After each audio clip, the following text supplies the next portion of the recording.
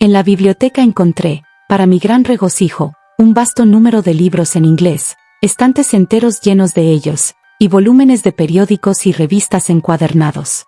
Una mesa en el centro estaba llena de revistas y periódicos ingleses, aunque ninguno de ellos era de fecha muy reciente.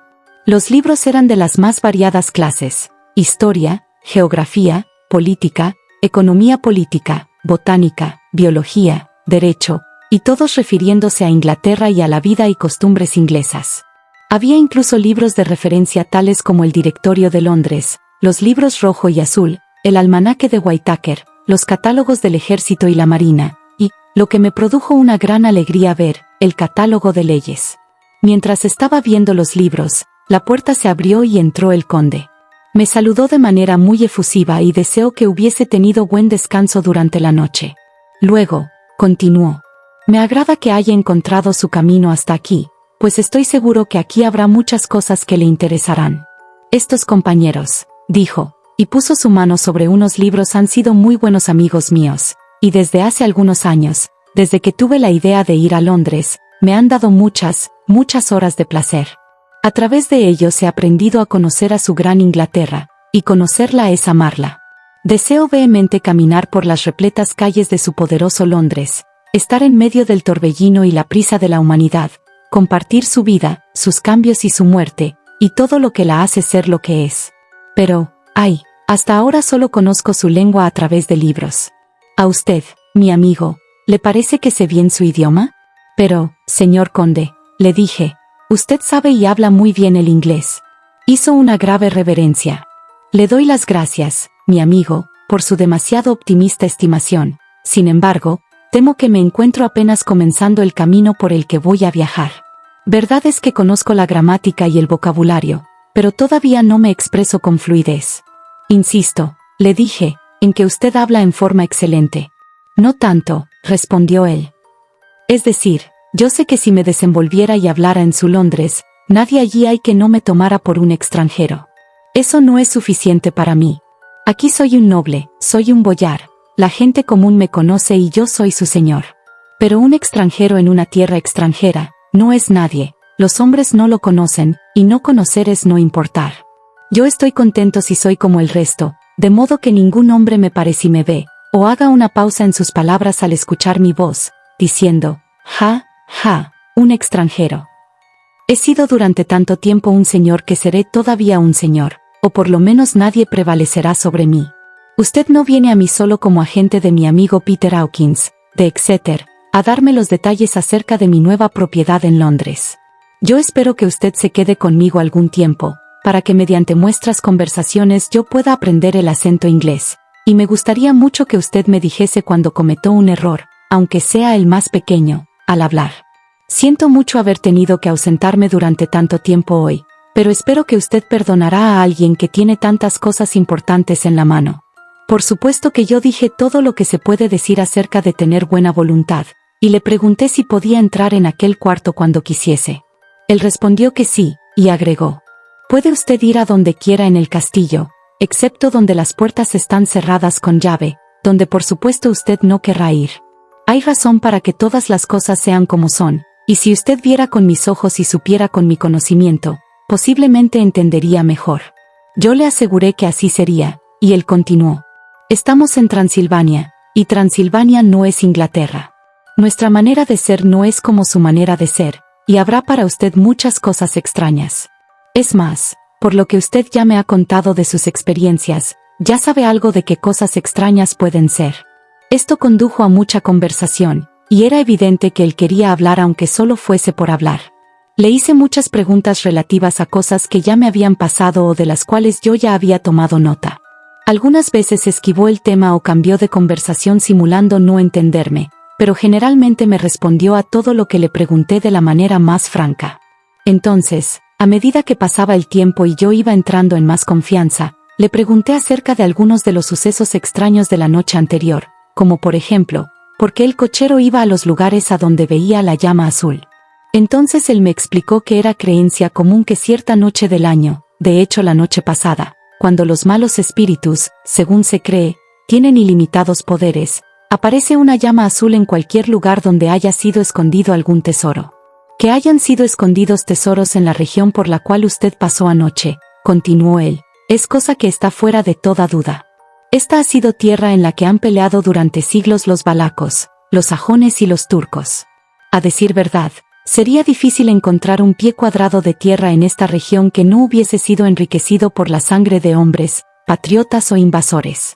En la antigüedad hubo tiempos agitados, cuando los austriacos y húngaros llegaban en hordas y los patriotas salían a enfrentárseles, hombres y mujeres, ancianos y niños, esperaban su llegada entre las rocas arriba de los desfiladeros para lanzarles destrucción y muerte a ellos con sus aludes artificiales. Cuando los invasores triunfaban encontraban muy poco botín, ya que todo lo que había era escondido en la amable tierra. «¿Pero cómo es posible?», pregunté yo, «que haya pasado tanto tiempo sin ser descubierto, habiendo una señal tan certera para descubrirlo, bastando con que el hombre se tome el trabajo solo de mirar?» El conde sonrió, y al correrse sus labios hacia atrás sobre sus encías, los caninos, largos y agudos, se mostraron insólitamente. Respondió: «Porque el campesino es en el fondo de su corazón cobarde e imbécil. Esas llamas solo aparecen en una noche, y en esa noche ningún hombre de esta tierra, si puede evitarlo, se atreve siquiera a espiar por su puerta. Y, mi querido señor, aunque lo hiciera, no sabría qué hacer. Le aseguro que ni siquiera el campesino que usted me dijo que marcó los lugares de la llama sabrá dónde buscar durante el día, por el trabajo que hizo esa noche. Hasta usted, me atrevo a afirmar, no sería capaz de encontrar esos lugares otra vez. ¿No es cierto?» «Sí, es verdad», dije yo. «No tengo ni la más remota idea de dónde podría buscarlos». Luego pasamos a otros temas. «Vamos», me dijo al final, «cuénteme de Londres y de la casa que ha comprado a mi nombre». Excusándome por mi olvido, fui a mi cuarto a sacar los papeles de mi portafolios. Mientras los estaba colocando en orden, escuché un tintineo de porcelana y plata en el otro cuarto, y al atravesarlo, noté que la mesa había sido arreglada y la lámpara encendida, pues para entonces ya era bastante tarde. También en el estudio o biblioteca estaban encendidas las lámparas, y encontré al conde yaciendo en el sofá, leyendo, de todas las cosas en el mundo, una guía inglesa de Bradshaw. Cuando yo entré, él quitó los libros y papeles de la mesa, y entonces comencé a explicarle los planos y los hechos, y los números. Estaba interesado por todo, y me hizo infinidad de preguntas relacionadas con el lugar y sus alrededores. Estaba claro que él había estudiado de antemano todo lo que podía esperar en cuanto al tema de su vecindario, pues evidentemente al final él sabía mucho más que yo. Cuando yo le señalé eso, respondió: «Pero, mi amigo, ¿no es necesario que sea así? Cuando yo vaya allá estaré completamente solo, y mi amigo Archer Jonathan, no, perdóneme, caigo siempre en la costumbre de mi país de poner primero su nombre patronímico. Así pues, mi amigo Jonathan Archer no va a estar a mi lado para corregirme y ayudarme. Estaré en Exeter, a kilómetros de distancia, trabajando probablemente en papeles de la ley con mi otro amigo, Peter Hawkins. ¿No es así?» Entramos de lleno al negocio de la compra de la propiedad en Purfleet. Cuando le hube explicado los hechos y ya tenía su firma para los papeles necesarios, y había escrito una carta con ellos para enviársela al señor Hawkins, comenzó a preguntarme cómo había encontrado un lugar tan apropiado. Entonces yo le leí las notas que había hecho en aquel tiempo, y las cuales transcribo aquí. En Purfleet, al lado de la carretera, me encontré con un lugar que parece ser justamente el requerido, y donde había expuesto un rótulo que anunciaba que la propiedad estaba en venta. Está rodeado de un alto muro, de estructura antigua, construido de pesadas piedras, y que no ha sido reparado durante un largo número de años. Los portones cerrados son de pesado roble viejo y hierro, todo carcomido por el moho. La propiedad es llamada Carfax, que sin duda es una corrupción del antiguo Quatre Fils, ya que la casa tiene 4 lados, coincidiendo con los puntos cardinales. Contiene en total unos 20 acres, completamente rodeados por el sólido muro de piedra arriba mencionado. El lugar tiene muchos árboles, lo que le da un aspecto lúgubre, y también hay una poza o pequeño lago, profundo, de apariencia oscura, evidentemente alimentado por algunas fuentes, ya que el agua es clara y se desliza en una corriente bastante apreciable.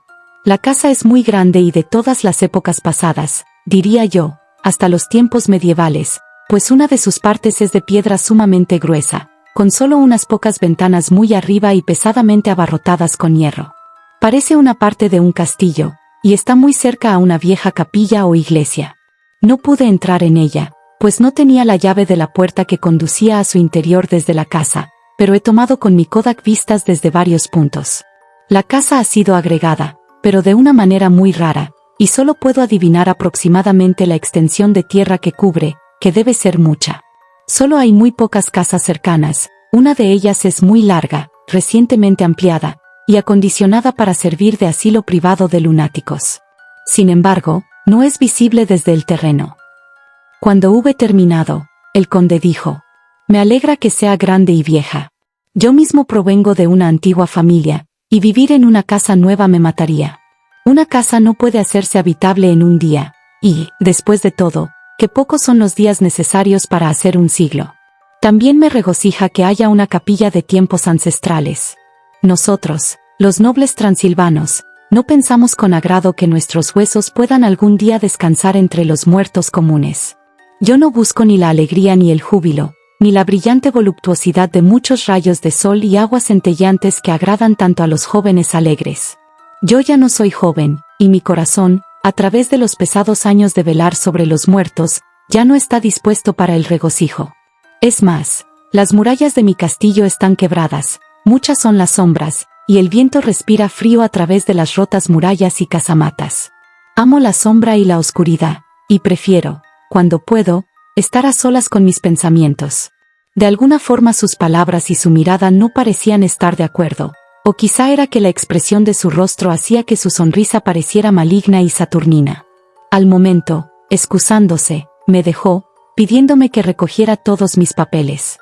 Había estado ya un corto tiempo ausente, y yo comencé a hojear algunos de los libros que tenía más cerca. Uno era un atlas, el cual, naturalmente, estaba abierto en Inglaterra, como si el mapa hubiese sido muy usado. Al mirarlo encontré ciertos lugares marcados con pequeños anillos, y al examinar estos noté que uno estaba cerca de Londres, en el lado este, manifiestamente donde su nueva propiedad estaba situada. Los otros dos eran Exeter y Whitby, en la costa de Yorkshire. Transcurrió aproximadamente una hora antes de que el conde regresara. «Ajá», dijo él, «¿todavía con sus libros? Bien, pero no debe usted trabajar siempre. Venga, me han dicho que su cena ya está preparada». Me tomó del brazo y entramos en el siguiente cuarto, donde encontré una excelente cena ya dispuesta sobre la mesa. Nuevamente el conde se disculpó, ya que había cenado durante el tiempo que había estado fuera de casa. Pero al igual que la noche anterior, se sentó y charló mientras yo comía. Después de cenar yo fumé, e igual a la noche previa, el conde se quedó conmigo, charlando y haciendo preguntas sobre todos los posibles temas, hora tras hora. Yo sentí que ya se estaba haciendo muy tarde, pero no dije nada, pues me sentía con la obligación de satisfacer los deseos de mi anfitrión en cualquier forma posible. No me sentía soñoliento, ya que la larga noche de sueño del día anterior me había fortalecido, pero no pude evitar experimentar ese escalofrío que lo sobrecoge a uno con la llegada de la aurora, que es a su manera, el cambio de marea.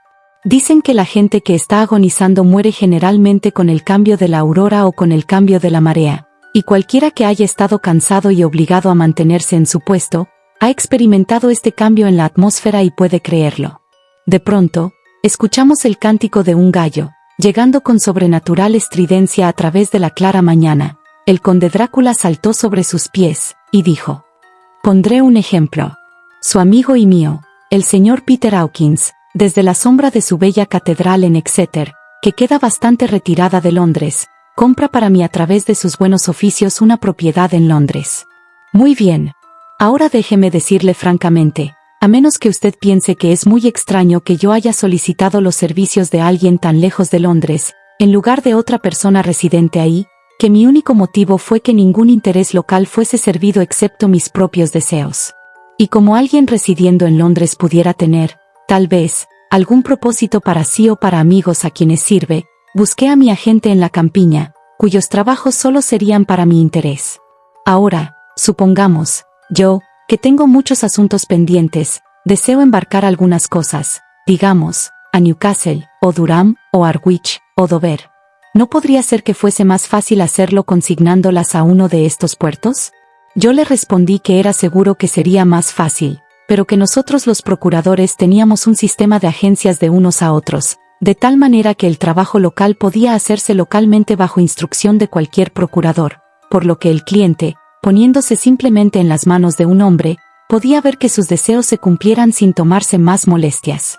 Pero, dijo él, yo tendría la libertad de dirigirme a mí mismo. ¿No es así? Por supuesto, le repliqué, y así hacen muchas veces hombres de negocios, quienes no desean que la totalidad de sus asuntos sean conocidos por una sola persona. Magnífico, exclamó. Y entonces pasó a preguntarme acerca de los medios para enviar cosas en consignación y las formas por las cuales se tenían que pasar, y toda clase de dificultades que pudiesen sobrevenir, pero que pudiesen ser previstas pensándolas de antemano. Le expliqué todas sus preguntas con la mejor de mis habilidades, y ciertamente me dejó bajo la impresión de que hubiese sido un magnífico procurador, pues no había nada que no pensase o previese. Para un hombre que nunca había estado en el país, y que evidentemente no se ocupaba mucho en asuntos de negocios, sus conocimientos y perspicacia eran maravillosos. Cuando quedó satisfecho con esos puntos de los cuales había hablado, y yo había verificado todo también con los libros que tenía a mano, se puso repentinamente de pie y dijo: «¿Ha escrito desde su primera carta a nuestro amigo el señor Peter Hawkins, o a cualquier otro?» Fue con cierta amargura en mi corazón que le respondí que no, ya que hasta entonces no había visto ninguna oportunidad de enviarle cartas a nadie. «Entonces escriba ahora, mi joven amigo», me dijo, poniendo su pesada mano sobre mi hombro. «Escriba a nuestro amigo y a cualquier otro, y diga, si le place, que usted se quedará conmigo durante un mes más a partir de hoy». «¿Desea usted que yo me quede tanto tiempo?», le pregunté, pues mi corazón se heló con la idea. «Lo deseo mucho. No, más bien, no acepto negativas. Cuando su señor, su patrón, como usted quiera, encargó que alguien viniese en su nombre, se entendió que solo debían consultarse mis necesidades. Yo no he escatimado, ¿no es así? ¿Qué podía hacer yo sino inclinarme y aceptar? Era el interés del señor Hawkins y no el mío, y yo tenía que pensar en él, no en mí. Y además, mientras el conde Drácula estaba hablando, había en sus ojos y en sus ademanes algo que me hacía recordar que era su prisionero, y que aunque deseara realmente no tenía dónde escoger. El conde vio su victoria en mi reverencia y su dominio en la angustia de mi rostro, pues de inmediato comenzó a usar ambos, pero en su propia manera suave e irresistible. «Le suplico, mi buen joven amigo, que no hable de otras cosas sino de negocios en sus cartas. Indudablemente que le gustará a sus amigos saber que usted se encuentra bien, y que usted está ansioso de regresar a casa con ellos, ¿no es así?». Mientras hablaba me entregó 3 hojas de papel y 3 sobres. Eran finos, destinados al correo extranjero, y al verlo a él, notando su tranquila sonrisa con los agudos dientes caninos sobresaliéndole sobre los rojos labios inferiores, comprendí también como si se me hubiese dicho con palabras que debía tener bastante prudencia con lo que escribía, pues él iba a leer su contenido. Por lo tanto, tomé la determinación de escribir por ahora solo unas notas normales, pero escribirle detalladamente al señor Hawkins en secreto. Y también a Mina, pues a ella le podía escribir en taquigrafía, lo cual seguramente dejaría perplejo al conde si leía la carta. Una vez que hube escrito mis 2 cartas, me senté calmadamente, leyendo un libro mientras el conde escribía varias notas, acudiendo mientras las escribía a algunos libros sobre su mesa. Luego tomó mis 2 cartas y las colocó con las de él, y guardó los utensilios con que había escrito. En el instante en que la puerta se cerró tras él, yo me incliné y miré los sobres que estaban boca abajo sobre la mesa. No sentí ningún escrúpulo en hacer esto, pues bajo las circunstancias sentía que debía protegerme de cualquier manera posible. Una de las cartas estaba dirigida a Samuel F. Billington, número 7, La Creciente, Whitby, otra a Leutner, Varna, la tercera era para Kowalskoe, Londres, y la cuarta para Klopstock Bildeus, Banqueros, Budapest. La segunda y la cuarta no estaban cerradas. Estaba a punto de verlas cuando noté que la perilla de la puerta se movía. Me dejé caer sobre mi asiento, teniendo apenas el tiempo necesario para colocar las cartas como habían estado y para reiniciar la lectura de mi libro, antes de que el conde entrara llevando todavía otra carta en la mano. Tomó todas las otras misivas que estaban sobre la mesa y las estampó cuidadosamente, y luego, volviéndose a mí, dijo: «Confío en que usted me perdonará, pero tengo mucho trabajo en privado que hacer esta noche. Espero que usted encuentre todas las cosas que necesita». Ya en la puerta se volvió, y después de un momento de pausa, dijo: Permítame que le aconseje, mi querido joven amigo. No, permítame que le advierta con toda seriedad que en caso de que usted deje estos cuartos, por ningún motivo se quede dormido en cualquier otra parte del castillo. Es viejo y tiene muchas memorias, y hay muchas pesadillas para aquellos que no duermen sabiamente. Se lo advierto. En caso de que el sueño lo dominase ahora o en otra oportunidad o esté a punto de dominarlo, regrese deprisa a su propia habitación o a estos cuartos, pues entonces podrá descansar a salvo. Pero no siendo usted cuidadoso a este respecto, entonces, terminó su discurso de una manera horripilante, pues hizo un movimiento con las manos como si se las estuviera lavando. Yo casi le entendí. Mi única duda era de si cualquier sueño pudiera ser más terrible que la red sobrenatural, horrible, de tenebrosidad y misterio que parecía estarse cerrando a mi alrededor. Pues ya llegó otra vez la mañana. Soy muy abusivo obligándole a que se quede despierto tanto tiempo. Debe usted hacer su conversación acerca de mi querido nuevo país Inglaterra menos interesante, para que yo no olvide cómo vuela el tiempo entre nosotros. Y dicho esto, haciendo una reverencia muy cortés, se alejó rápidamente. Yo entré en mi cuarto y abrí las cortinas, pero había poco que observar. Mi ventana daba al patio central, y todo lo que pude ver fue el caluroso gris del cielo despejado. Así es que volví a cerrar las ventanas, y he escrito lo relativo a este día. 8 de mayo. Cuando comencé a escribir este libro temí que me estuviese explayando demasiado, pero ahora me complace haber entrado en detalle desde un principio, pues hay algo tan extraño acerca de este lugar y de todas las cosas que suceden, que no puedo sino sentirme inquieto. Desearía estar lejos de aquí, o jamás haber venido. Puede ser que esta extraña existencia de noche me esté afectando, pero como desearía que eso fuese todo. Si hubiese alguien con quien pudiera hablar creo que lo soportaría, pero no hay nadie. Solo tengo al conde para hablar, y él. Temo ser la única alma viviente del lugar. Permítaseme ser prosaico tanto como los hechos lo sean, me ayudará esto mucho a soportar la situación, y la imaginación no debe corromperse conmigo. Si lo hace, estoy perdido. Digamos de una vez por todas en qué situación me encuentro, o parezco encontrarme. Dormí solo unas cuantas horas al ir a la cama, y sintiendo que no podía dormir más, me levanté. Colgué mi espejo de afeitar en la ventana y apenas estaba comenzando a afeitarme. De pronto, sentí una mano sobre mi hombro, y escuché la voz del conde diciéndome, «Buenos días». Me sobresaltó, pues me maravilló que no lo hubiera visto, ya que la imagen del espejo cubría la totalidad del cuarto detrás de mí. Debido al sobresalto me corté ligeramente, pero de momento no lo noté. Habiendo contestado al saludo del conde, me volví al espejo para ver cómo me había equivocado. Esta vez no podía haber ningún error, pues el hombre estaba cerca de mí y yo podía verlo por sobre mi hombro, pero no había ninguna imagen de él en el espejo. Todo el cuarto detrás de mí estaba reflejado, pero no había en él señal de ningún hombre, a excepción de mí mismo. Esto era sorprendente, y, sumado a la gran cantidad de cosas raras que ya habían sucedido, comenzó a incrementar ese vago sentimiento de inquietud que siempre tengo cuando el conde está cerca. Pero en ese instante vi que la herida había sangrado ligeramente y que un hilillo de sangre bajaba por mi mentón. Deposité la navaja de afeitar, y al hacerlo me di media vuelta buscando un emplasto adhesivo. Cuando el conde vio mi cara, sus ojos relumbraron con una especie de «más tarde». Endoso las últimas palabras escritas, pero esta vez no hay ninguna duda en el asunto. No tendré ningún miedo de dormir en cualquier lugar donde él no esté. He colocado el crucifijo sobre la cabeza de mi cama porque así me imagino que mi descanso está más libre de pesadillas. Y ahí permanecerá. Cuando me dejó, yo me dirigí a mi cuarto. Después de cierto tiempo, al no escuchar ningún ruido, salí y subí al graderío de piedras desde donde podía ver hacia el sur.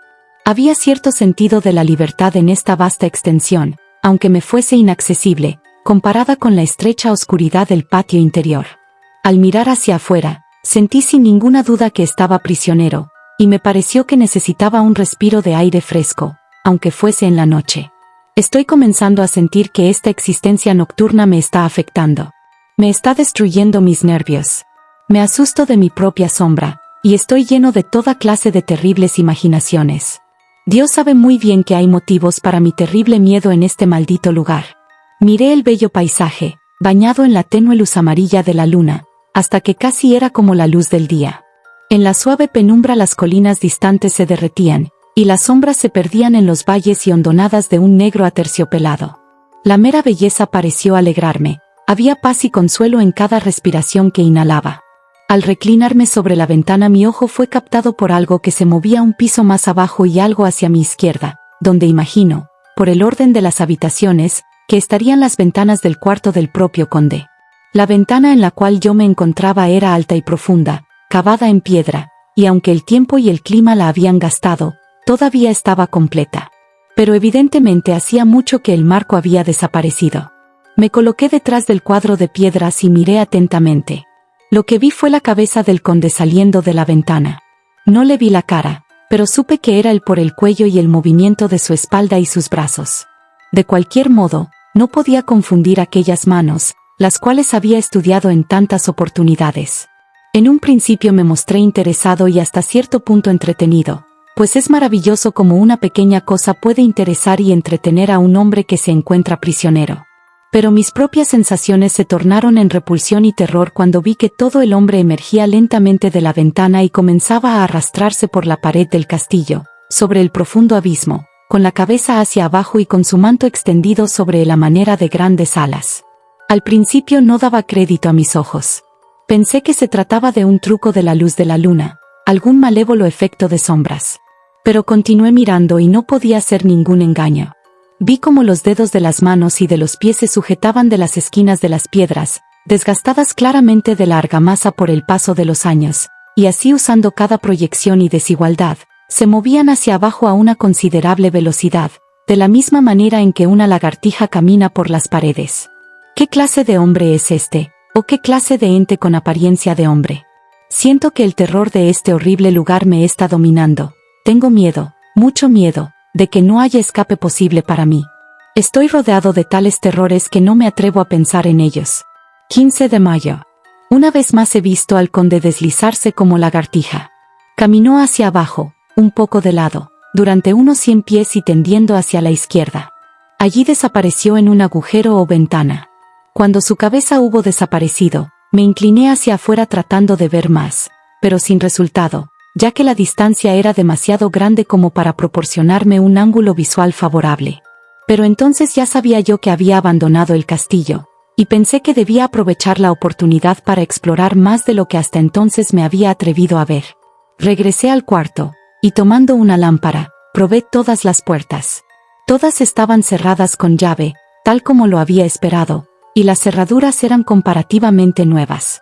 Entonces, descendí por las gradas de piedra al corredor por donde había entrado originalmente.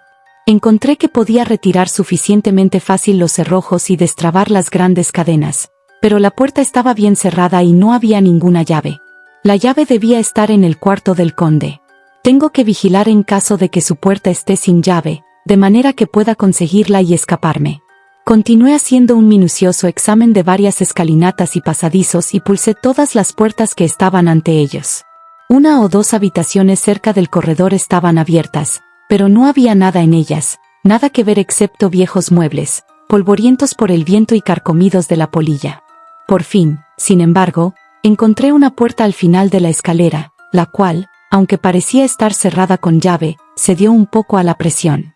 La empujó más fuertemente y descubrí que en verdad no estaba cerrada con llave, sino que la resistencia provenía de que los goznes se habían caído un poco y que la pesada puerta descansaba sobre el suelo. Allí había una oportunidad que bien pudiera ser única, de tal manera que hice un esfuerzo supremo, y después de muchos intentos la forcé hacia atrás de manera que podía entrar. Me encontraba en aquellos momentos en un ala del castillo mucho más a la derecha que los cuartos que conocía y un piso más abajo. Desde las ventanas pude ver que la serie de cuartos estaban situados a lo largo hacia el sur del castillo, con las ventanas de la última habitación viendo tanto al este como al sur. De ese último lado, tanto como del anterior, había un gran precipicio. El castillo estaba construido en la esquina de una gran peña, de tal manera que era casi inexpugnable en 3 de sus lados, y grandes ventanas estaban colocadas aquí donde ni la honda, ni el arco, ni la culebrina podían alcanzar, siendo aseguradas así luz y comodidad, a una posición que tenía que ser resguardada.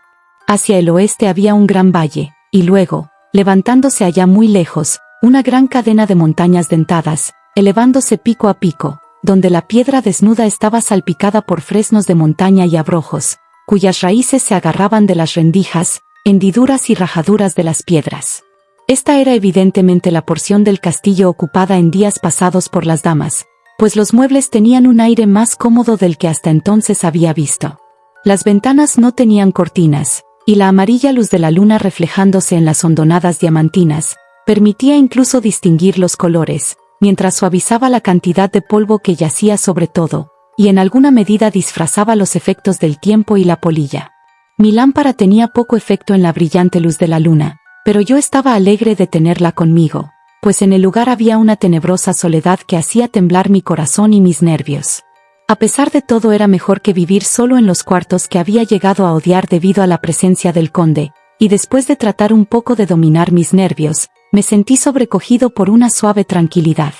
Y aquí me encuentro, sentado en una pequeña mesa de roble donde en tiempos antiguos alguna bella dama solía tomar la pluma, con muchos pensamientos y más rubores, para mal escribir su carta de amor, escribiendo en mi diario en taquigrafía todo lo que ha pasado desde que lo cerré por última vez.